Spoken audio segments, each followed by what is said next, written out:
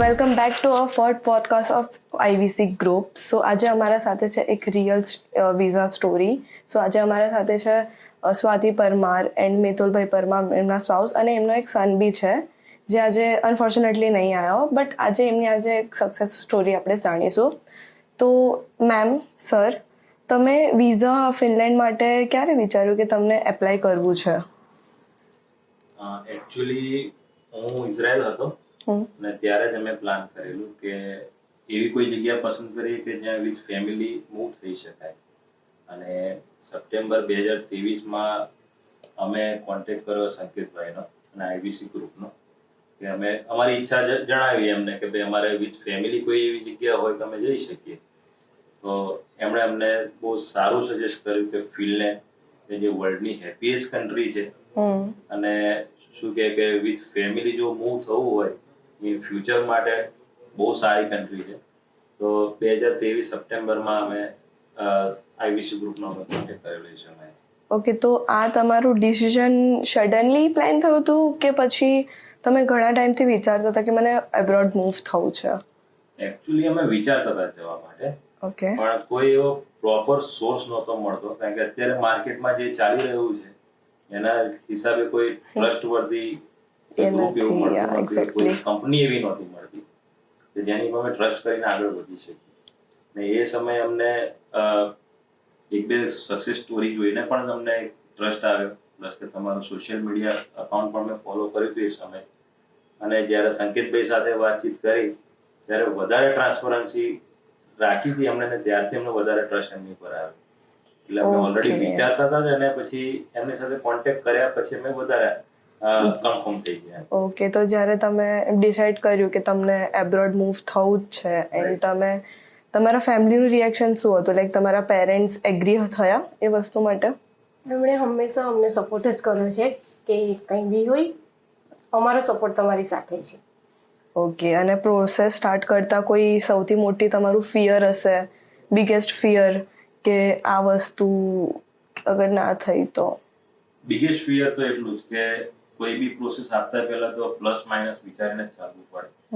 જો તમારે સક્સેસ થવું છે તો એ ફિયરને સાઈડ પર રાખીને પછી અમે આગળ જ વધ્યા છે, પછી પાછળ વળીને જોયું નથી. ને આજે ફાઇનલી અમે તમારી સામે બેઠા છે હેપી ફેસ લઈને. ઓકે, એન્ડ એટલે અમારી કન્સલ્ટન્સી મળવા પહેલા તમે કોઈ બીજી કન્સલ્ટન્સી પાસે ગયા હતા? એકચ્યુઅલી બેન, રિસર્ચ તો અમે ઘણું કરેલું. ઓકે, પણ કોઈ જગ્યાએ એવો વિશ્વાસ નહીં આવ્યો કે જે અમે આગળ વધી શકીએ, જે વિશ્વાસ આઈવીસી ગ્રુપે આવ્યો.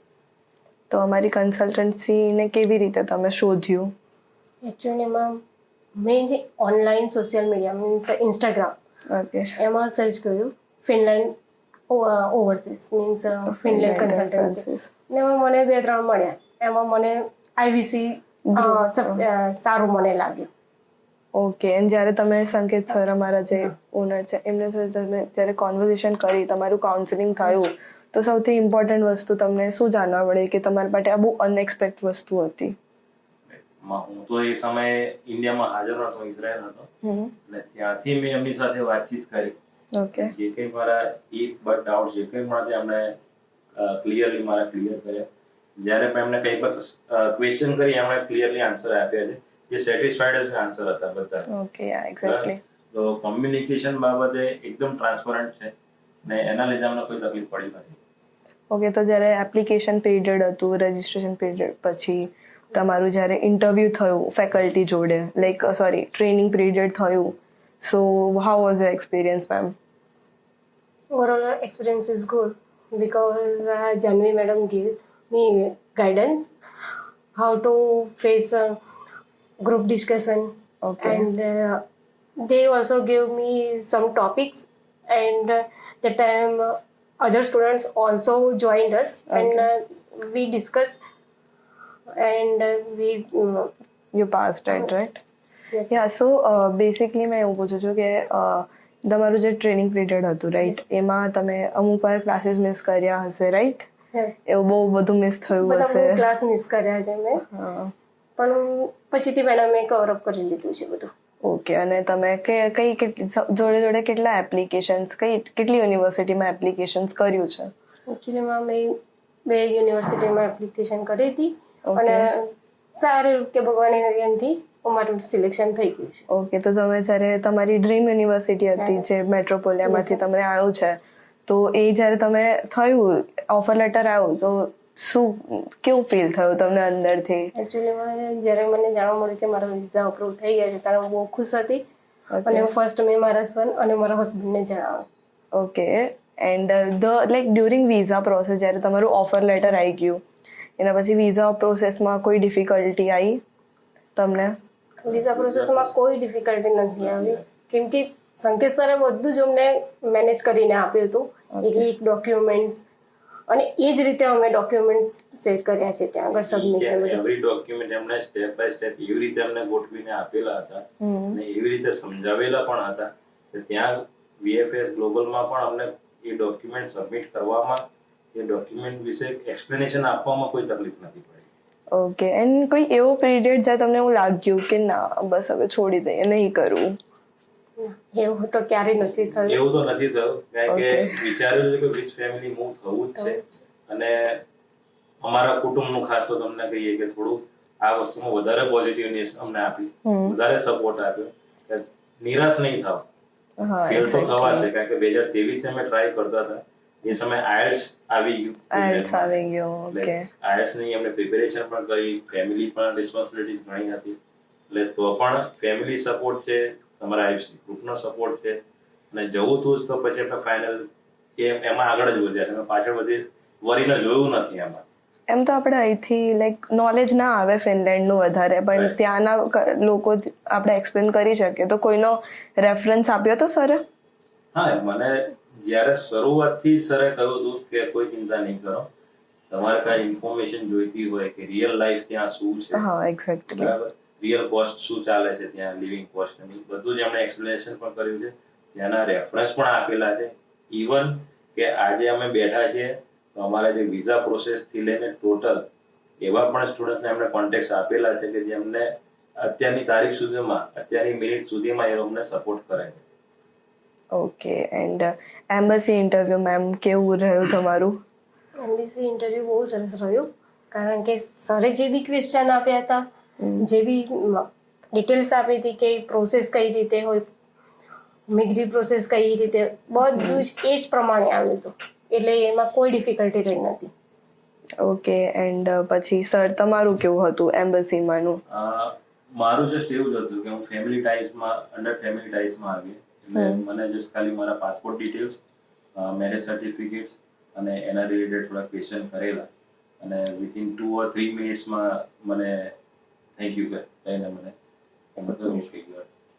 ઓકે, એન્ડ પછી ટાઈમ પીરિયડ હતું ને કે આપેલું હતું, એ ટાઈમ બહુ ડિફિકલ્ટ હોય અમુક લોકો માટે, તો તમે ઇમોશનલી તમે પોતાને કેવી રીતે હેન્ડલ કર્યું એ ટાઈમ પીરિયડમાં?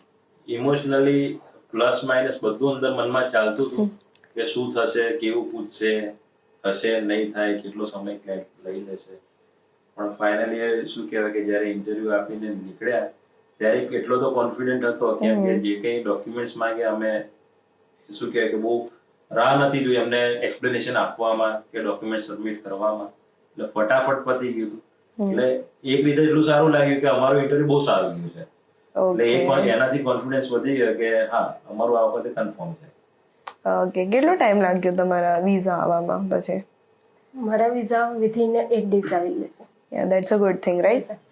એન્ડ પછી જ્યારે વિઝા આયા, તમને મેલ આવ્યો હશે વિઝાના, સૌથી પહેલા ગુડ ન્યૂઝ કોને આપી હતી તમે?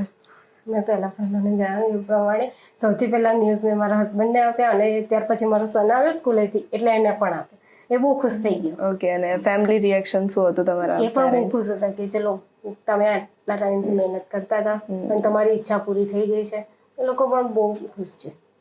ઓકે, તો એન્ડ વિધિન તમારા પહેલા આવ્યા પછી સરના કેટલા ટાઈમ પછી આવી ગયા હતા? ઓકે, તો ફેમિલી વિઝા વિધિન 12 days તમારા ચારેયના ફેમિલી વિઝા 8-9 દિવસમાં આવી ગયા હતા, કરેક્ટ? એન્ડ પછી ઇન્ડિયામાં બી એવી બહુ બધી ફેમિલીઝને છે જે બહાર જવા માટે પ્લાનિંગ કરતા હોય, ફિનલેન્ડ જવા માટે સ્પેસિફિકલી, તો તમે એમને શું એડવાઇસ આપી શકો છો? અમે એ જ કહીએ કે ફિનલેન્ડ તો પહેલામાં પેલું છેલ્લા 8 વર્ષથી હેપીએસ્ટ કન્ટ્રીમાં રેન્ક કરે છે, બરાબર. એટલે મોટામાં મોટી ફાયદો તો એ જ છે કે હેપીએસ્ટ કન્ટ્રીમાં જવાનું મળે છે, પ્લસ કે ફેમિલી માટેના જે કંઈ બી રૂલ્સ રેગ્યુલેશન્સ ત્યાં જે છે એ ઓલ ઓવર કોઈ શેન્જન કે આખા વર્લ્ડમાં નથી મળતા. વિમેન સેફટી છે બહુ વુમન સારામાં સેફટી સારી છે, એક્ઝેક્ટલી. પ્લસ કે ગવર્મેન્ટ સપોર્ટ પણ ઘણો સારો છે. એજ્યુકેશન વાઇઝ જોઈએ તો હાઈ ક્લાસ એજ્યુકેશન છે, વર્લ્ડ ક્લાસ એનો રેકગ્નાઇઝેશન થાય છે. હા. બરાબર. તો જેને બી જવું છે વિથ ફેમિલી મૂવ થવું છે, અમે તો એ જ કહીએ કે ફિનલેન્ડ જેવી કોઈ કન્ટ્રી નથી, ઓકે આઈવીસી જેવું ગ્રુપ બી કોઈ નથી કે તમે ના જાઓ. ઓકે. એન્ડ તમે હવે અહીંથી અગર પાછળ 2023 માં જો તો કેવું તમારું જે આ ડિસિઝન તમે લીધું વર્થ ઇટ હતું? ઓફકોર્સ, એટલે તો અત્યારે બેઠા છે અમારી સામે. ક્યારે ટ્રાવેલિંગ કરો છો પછી તમે? અમે 16 જાન્યુઆરી ટ્રાવેલિંગ 16 જાન્યુઆરી. કેવું પેકિંગ બધું થઈ ગયું? ચાલે છે ધીમે ધીમે. ધીમે ધીમે. ઓકે. એન્ડ કઈ નથી. હજી સુધી કોઈ અનએક્સપેક્ટ કઈ થયું નથી ને? નથી. કંઈ નથી. કઈ એવું એક્સપિરિયન્સ હમણાં સુધી નથી? અનએક્સપેક્ટેડ એક્સપિરિયન્સ એવો છે કે અમે અમારા ફેમિલી રિલેટિવ્સને જણાવ્યું ને કે અમારું સક્સેસ થયું છે, ત્યારથી એ લોકો અમારી પાસે રેફરન્સ માંગે છે કે ક્યાંથી કરે. પહેલું ઇવન કે આજે બી હમણાં આવતા હતા ત્યારે 2 જણના કોલ આવે ફેમિલીમાંથી કે તમે ક્યાંથી કર્યા, કેટલો ફીસ હોય છે, બરાબર, તમે ત્યાં જાઓ, થોડો એક્સપિરિયન્સ અનુભવ લઈને અમને કહેજો, અમે પણ આવી. ઓકે. તો આ અનએક્સપેક્ટેડ હતું.